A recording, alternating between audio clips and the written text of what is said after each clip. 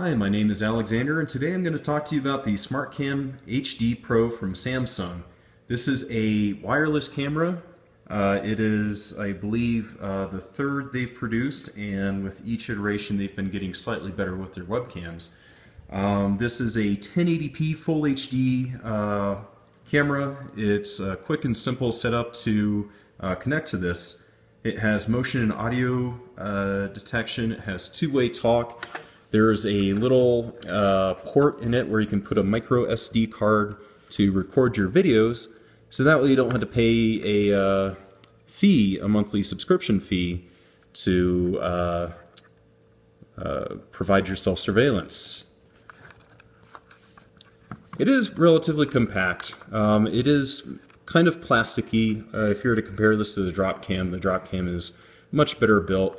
But for what I bought this for was because I didn't want to pay that monthly subscription fee for me to have surveillance and to access my video. I've actually been fairly impressed with the SmartCam's performance. It's not perfect. It's probably not as good as the drop cam, but you're going to save a lot of money on those monthly fees. For the size, grab something good here for comparison. Here's a Coke can. So if you're thinking of where to set this up, if you can throw a Coke can there, you're probably going to be able to fit the SmartCam there. That's probably the best way I can compare the size for you. So next I'm going to talk about the app and show you some of the features of this camera and how it has worked out well for me. Now I'm going to show you the SmartCam app.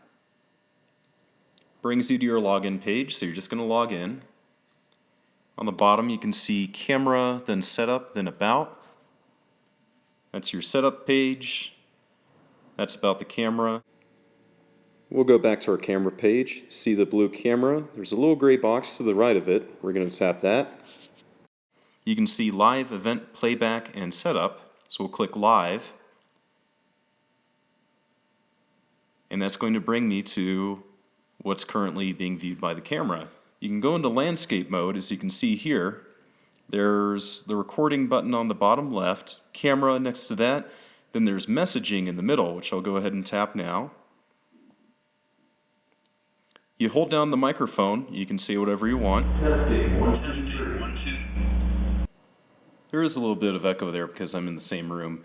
Tap the icon again to get out of it. Next to that, high quality, you tap that, give it a little bit, and it will switch to a 720p mode, which on the iPhone I think would be 640p actually. You can also play music.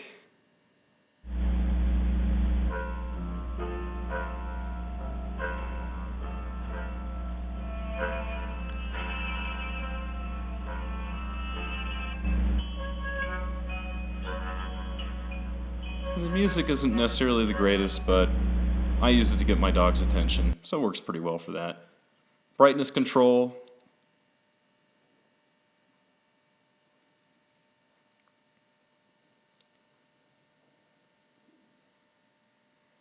Icon next to the brightness control is going to be rotating your camera. Sometimes you'll put this camera in front of a mirror, so you'll need to invert it.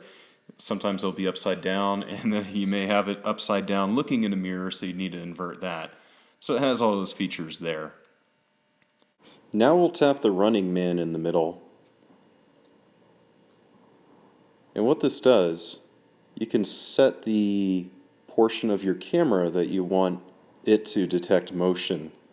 And anything outside of the box, it will not alert the camera if there's motion outside of that box. Or you can just hit reset and it'll just detect any movement within the camera. You can also record voices. I don't have any set. All I had to do is just tap on it and it'll ask you if you want to record audio. You can play that back if whatever time you want, and it'll play it through the camera. And that's just more information about the camera. Currently we're watching it in 360p, 20 frames per second.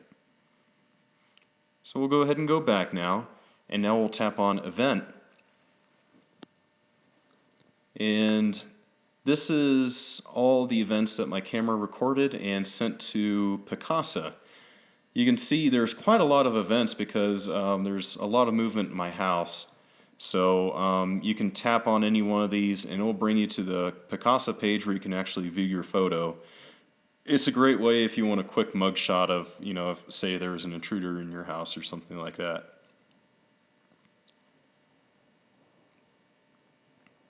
So now I'll go back to the app here. You get a lot of these. You can delete these quickly by just clicking Edit, Delete, and then you can select Delete All. It's one way to clean it up. Next we'll go to Playback. You can see there's a calendar here. For whatever reason, you have to click the day after to view the day's photos you wish to see. I don't know why that is. So if I want to see today's photos on the 26th, I have to click the 27th. On the bottom you'll see Type, there's Continuous Recording, there's Motion Detection. I'm going to select Motion Detection because that just takes me straight to the events that's happened. You get a clock, and you can kind of rotate this to wherever you want to view, and the events that were picked up will be shown in blue, and the blue are recordings. So I'm just going to go ahead and choose one of these videos here.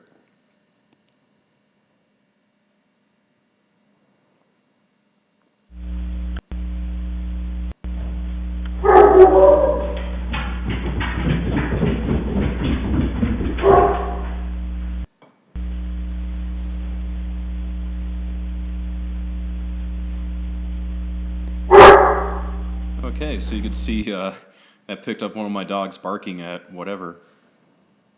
You can also go back to continuous recording.